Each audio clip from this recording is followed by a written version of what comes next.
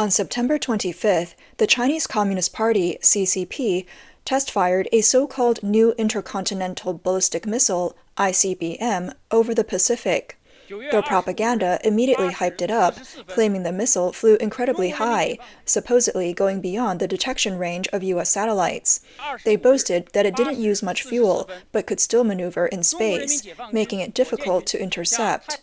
After re-entering the atmosphere, it could supposedly use the remaining fuel for final maneuvers.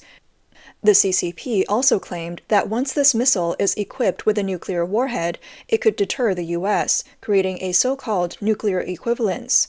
This means that even without resorting to extreme measures like a full-scale nuclear showdown, they believe this nuclear threat could force the U.S. to compromise. They subtly hinted that if negotiations fail, they might use unrestricted warfare to secretly undermine and destabilize the U.S., threatening the Western world's order of freedom. However, the reality is far less impressive than their bragging. The so-called new missile is actually just the DF-31AG, an intercontinental rocket carrying the DF-17 hypersonic glide vehicle. The DF-17's range is only about 1,800 to 2,500 kilometers, which makes it a medium-range missile that can't even reach U.S. carrier groups in a conflict. To solve this, they put it on an intercontinental rocket. Now, while it might not directly hit the U.S. carrier groups, it could push them farther away, making it harder for the U.S. to operate effectively within the first and second island chains. The problem is that the missile's guidance system is still using 1990s-era technology, which the U.S. has long abandoned. The CCP has been trying to develop a new guidance system, but progress seems slow. Otherwise, they would have acted against the carriers by now. Besides, both the U.S. and Japan's missile defense systems are no pushovers. By September 26, reports indicated that Japan and the U.S. Missile Defense Agency, MDA, decided to adopt Northrop Grumman's Glide Phase Interceptor, GPI, to jointly develop a defense system against hypersonic missiles. Northrop's solution has been around for over a decade, but Japan and the U.S. MDA started collaborating in 2023, signing the project agreement in May 2024, with plans to complete it by the 2030s.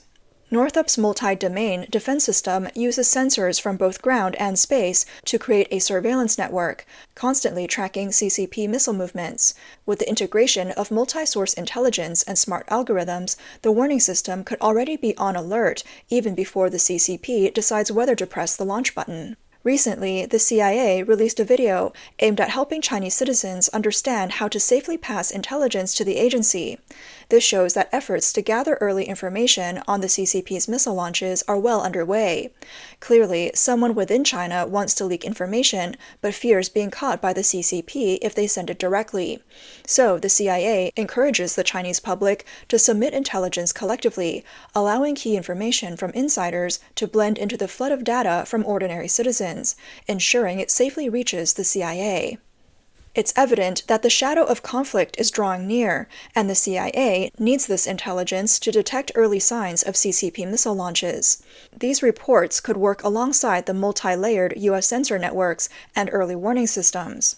Once the CCP launches a missile, regardless of its trajectory, the network of ground and space sensors will be watching closely. As seen in the video of Northrop Grumman's interceptors, the CCP's hypersonic missile may glide through space, but in the end, it's still accurately intercepted by Northrop's GPI. Whether the GPI is launched from lighter jets or satellites, it's tough for these missiles to escape interception. The U.S. defense systems are sending a clear message to the CCP that the U.S. already has the CCP's nuclear threats handled. The idea that the CCP could strike U.S. carriers to gain leverage in a so-called nuclear parity talk is pure fantasy. Moreover, once the DF-31AG missile re-enters the atmosphere, trying to dodge an anti-air missile is not as simple as making a quick maneuver. These anti-air missiles are designed to intercept in advance, and avoiding them would require continuous evasive maneuvers from a long distance. Is the DF-31AG really that smart? Meanwhile, the U.S. has deployed B-1B, B-2, and B-52 bombers to Australia, preparing for preemptive strikes on the CCP's DF-31AG missile launch vehicles. These vehicles are hidden deep inland across 5 main locations: Yibin in Sichuan, Shaoyang in Hunan, Datong in Shanxi, Xiangyang in Hubei, and Tianshui in Gansu. While the B-2 stealth capabilities are exceptional, and even long-wave radars might detect it, targeting systems would struggle to lock on. Hitting these launch vehicles with precision while ensuring the safety of the bombers isn't an easy task. But don't worry, the US has an ace up its sleeve. The legendary TR-3B, a 7th-generation aircraft. It's not your typical plane, and while many dismiss its existence as a conspiracy theory, the truth often hides behind such rumors. The development of the U.S. 6th-generation fighter has faced numerous delays and budget issues, but oddly enough, the military seems calm and unbothered. Why? Because the real resources and technology have already been funneled into the 7th-generation aircraft. The TR-3B, with its triangular anti-gravity design, has superior stealth capabilities, making it nearly impossible to detect with current radar systems, let alone intercept. Its maneuverability far surpasses traditional aircraft, enabling it to carry out global strike missions in an extremely short time. When it comes to those missile launch vehicles hidden inland, while the B-2 is formidable, the TR-3B adds even more firepower, capable of neutralizing targets before the enemy even realizes what's happening. With the CCP's nuclear threat steadily rising, this kind of aircraft is more crucial than ever. A report from the Bulletin of the Atomic Scientists earlier this year estimated that China now possesses 64 DF-31AG missiles. The same report stated that China currently has 438 nuclear warheads, with another 62 produced but not yet deployed. This aligns with the Pentagon's 2023 assessment, which predicted that China's nuclear warhead stockpile could reach 1,000 by 2030. What's even more notable is that China's nuclear strategy is shifting from a retaliation after attack model to a launch on warning model. This means that if enemy nuclear missiles are detected by satellites or ground-based radar while in flight, China could launch a retaliatory strike immediately, even before the enemy's missiles hit their targets.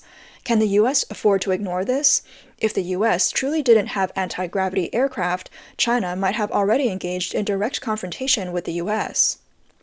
The purpose of these U.S. deployments is to preemptively strike the CCP's missiles before they even leave the atmosphere, destroying them outright. Even if some manage to get through, Northrop Grumman's GPI interceptors are waiting in space.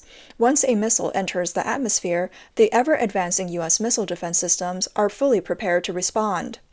Take the U.S.'s Standard Missile 6, SM-6 system, responsible for terminal phase interception.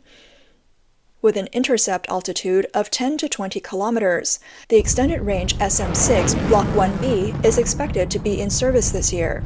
Although it's still called the SM-6, its range and altitude now rival the THAAD system, and it was specifically developed to counter hypersonic glide vehicles, HGVs. Taiwan also has the Skybow 4 air defense system, reportedly matching the THAAD's performance, which was also developed with U.S. assistance. Back to the CCP's DF-31AG, which is clearly aimed at U.S. carrier strike groups. The U.S. hasn't been idle, and the long-range bombers deployed in Australia are there to counter them. The B-2 Spirit stealth bomber can launch long-range and anti-ship missiles, LRASM, while the B-52 Stratofortress and B-1 Lancer also carry LRASM or AGM-84 Harpoon anti-ship missiles. These bombers are now regularly stationed at Australia's RAAF Amberley Air Force Base and Darwin's strategic facilities. When we talk about the B-52, everyone knows it's like a flying bomb warehouse, capable of carrying tens of tons of explosives. A single B-52's firepower can match that of 10 fighter jets, and Australia's bases are absolutely critical to U.S. strategy. Without them, the U.S. would have to launch from Hawaii, California, or even Nevada, which is simply too far. Because of this, the CCP has been infiltrating Australia, exerting political pressure, buying land, courting indigenous groups, corrupting policies, and even trying to amend local laws. The reason is simple. They know if they can destabilize Australia, the US might be forced to withdraw. However, this tactic hasn't worked. Australia is part of the Five Eyes Alliance and has joined AUKUS, with its nuclear submarine project already underway. For the CCP to penetrate Australia's military and intelligence is nearly impossible. The CCP should focus on protecting its own carrier fleets. But if things do escalate, the US bombers can unleash AGM-158C LRASMs en masse. These next-generation anti-ship missiles are no joke. Traditional anti-ship missiles, whether subsonic or supersonic, have a critical weakness. They can easily be jammed or decoyed in their final approach, turning them into blind flies and making it nearly impossible to hit modern warships. Attackers are forced to either use stealth for surprise attacks or launch waves of missiles to overwhelm defenses, hoping to expose a weakness in the process. However, modern warships are equipped with powerful electronic warfare systems, making it nearly impossible for missiles to break through their defenses, especially with supersonic missiles, which are not stealthy and are visible throughout their entire flight. A surprise attack is simply not feasible. This is why Western countries aren't particularly interested in supersonic anti-ship missiles. Sure, they fly fast, but what's the use if they can't hit their target in the end? So, why is the LRASM considered a next-generation anti-ship missile? The key difference is that it's not a traditional missile. It's more like a large, explosive-carrying, unmanned aerial vehicle that doesn't rush to strike immediately upon reaching its target. Instead, it circles around, looking for weak spots, much like a drone or a loitering munition. Even if it's jammed, it can reacquire its target and launch another attack. During the entire process, it uses a two-way data link to communicate with its command center in real time, making it a truly smart anti-ship weapon. If the US military were to use 10 bombers to launch 500 LRASMs in a saturation attack on the two Chinese carrier groups, the PLA would stand no chance, and if the US throws in a few C-130s to drop a bunch of MALD decoys, the Chinese fleet would be pushed to the brink. If the B-1Bs release 500 LRASMs from 1,000 kilometers out, the KJ-600 radar, with its ability to detect a radar cross-section of 0.1 square meters, would only spot them from about 220 kilometers away. If the entire J-15 fleet were deployed, they could at best intercept 100 LRASMs. The remaining 300 missiles would need to be handled by ship-launched air defense missiles. Assuming the remaining LRASMs are subjected to electronic jamming or positional errors that cause significant deviations or equipment malfunctions, let's say 20% of them fail or crash, that still leaves 266 missiles that need to be intercepted. With a 70% interception rate, the PLA would need 380 ship-launched air defense missiles to counter those 266 LRASMs, but the vertical launch systems of the 052CD destroyers only carries 64 missiles, and out of those, 42 to 48 are likely HQ-9 long-range air defense missiles. This would require 9 to 10 destroyers. Essentially, both carrier strike groups would be fully committed. And that doesn't even account for the MALD decoys. If the US deploys 200 MALDs from two C-130s, the Chinese fleet would be in complete disarray. Even in normal testing conditions, the radar systems on Chinese ships struggle to handle low RCS targets.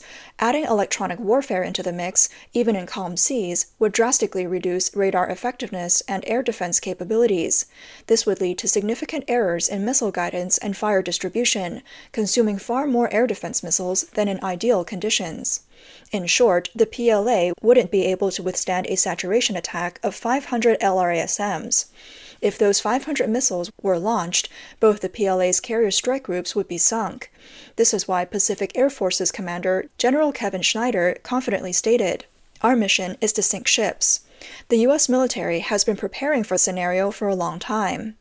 On the other hand, the PLA's ability to strike US fleets is very limited. The DF-21D and DF-26D carrier killers rely heavily on early warning aircraft, ground-based radar, and other support systems to hit their targets.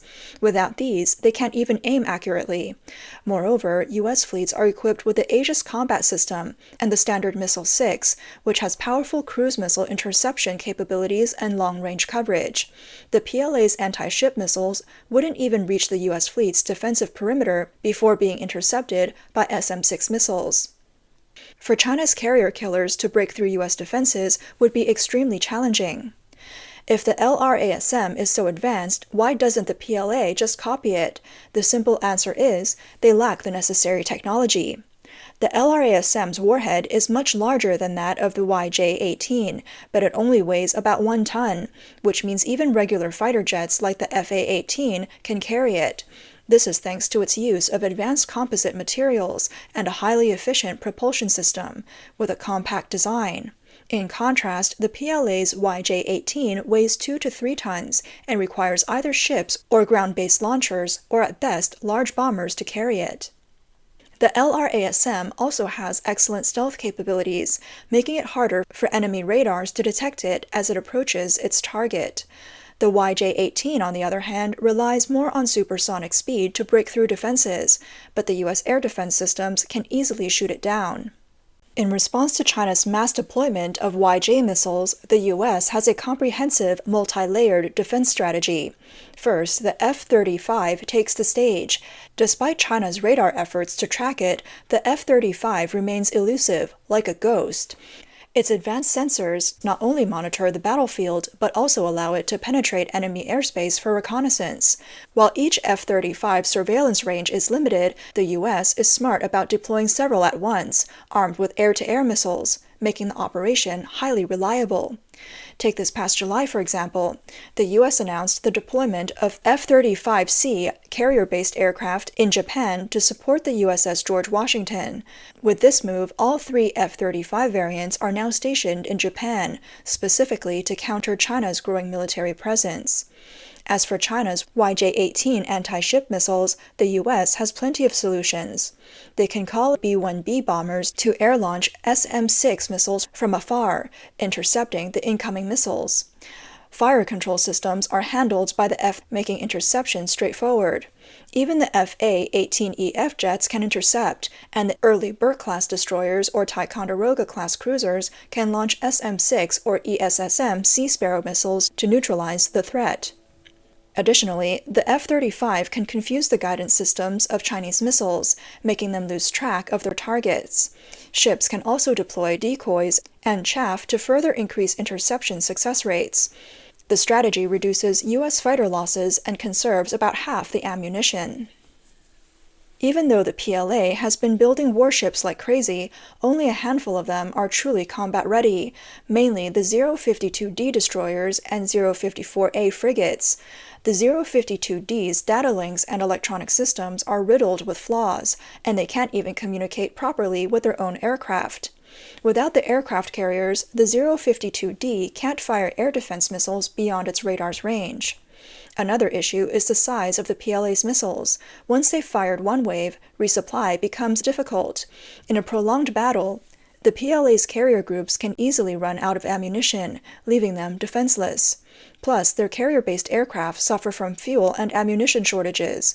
They could run out of fuel before they've even finished launching their missiles, leading to planes crashing into the sea due to fuel depletion. If the PLA thinks they can rely on their carrier strike groups to challenge the U.S. Navy, they might need a reality check.